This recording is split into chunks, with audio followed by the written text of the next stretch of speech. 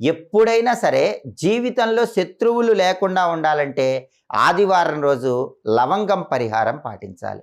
ఆదివారం రోజు మీరేం చేయాలంటే పువ్వుతో ఉన్నటువంటి ఒక లవంగం తీసుకోవాలి.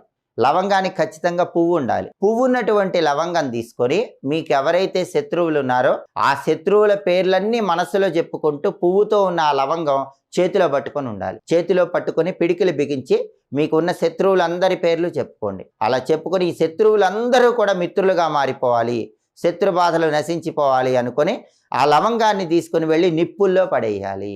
అప్పుడు క్రమక్రమంగా మీరు ఎవరైతే పేర్లు చెప్పారో వాళ్ళందరూ కూడా మిత్రులుగా మారిపోతారు. నిప్పులంటే గ్యాస్ స్టవ్ మీద వేయచ్చు. గ్యాస్ స్టవ్ వెలిగించి లవంగం చేతిలో పట్టుకొని శత్రువుల పేర్లన్నీ చెప్పుకొని ఆ లవంగం గ్యాస్ స్టవ్ మీద వేయచ్చు. ఇలా కనీసం 12 ఆదివారాలు చేయండి. 12 ఆదివారాలు ఈ లవంగం పరిహారం పాటించినట్లయితే శత్రువులందరూ మిత్రులుగా మారిపోతారు.